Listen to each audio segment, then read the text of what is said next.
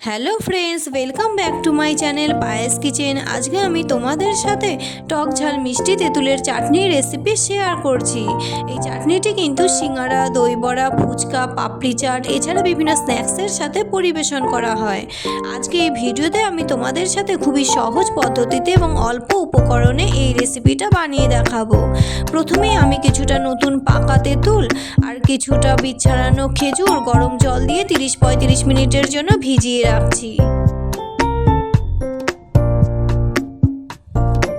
আর এখন একটি ভাজা মশলা বানিয়ে নিচ্ছি। তাই জন্য শুকনো কড়াতে 1 চামচ করে গোটা জিরে, মৌরি, 2 চামচ গোটা ধনে আর 2টো শুকনো লঙ্কা 2 মিনিটের জন্য মিডিয়াম ফ্লেমে ড্রাই রোস্ট করে নিচ্ছি।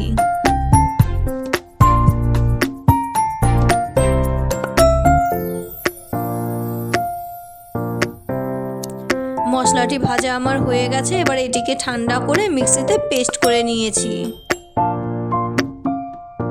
আর এখন আমার তেঁতুল আর খেজুর ভিজে গেছে। এবারে এটিকে মিক্সিতে পেস্ট করে স্ট্রেনারের সাহায্যে ভালো করে ছেঁকে নিচ্ছি।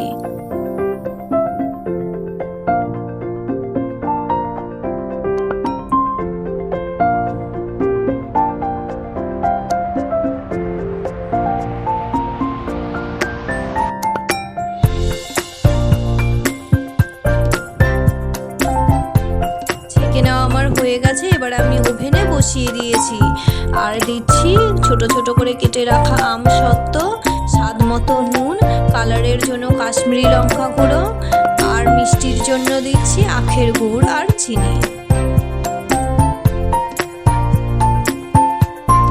তোমরা চাইলে শুধু আখের গুড় দিয়েও চাটনিটি বানিয়ে নিতে পারো।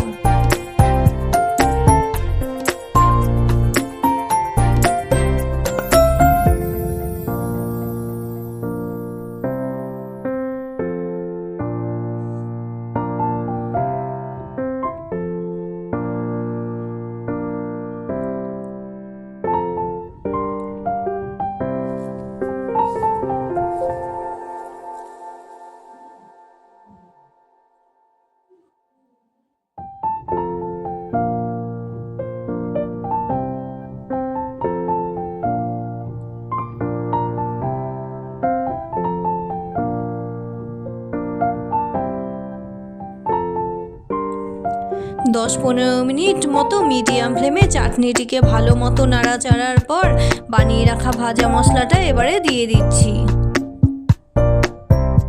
চাটনিটি আমার প্রায় মোটামুটি হয়ে গেছে। এবারে আমি কর্নফ্লাওয়ার গোলা জল দিয়ে আরও একটু নেড়ে চেড়ে চাটনিটিকে নামিয়ে নিচ্ছি।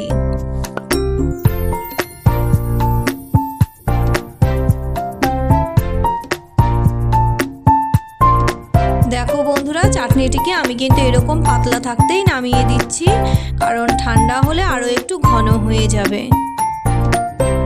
তো বন্ধুরা, আমার আজকে এই ইমলি চাটনির রেসিপি তোমাদের কেমন লাগলো অবশ্যই কমেন্টে জানিও। ভালো লাগলে লাইক আর বন্ধুদের সাথে বেশি বেশি করে শেয়ার করো। আজকের মতো এই পর্যন্তই। দেখা হচ্ছে নতুন রেসিপি নিয়ে।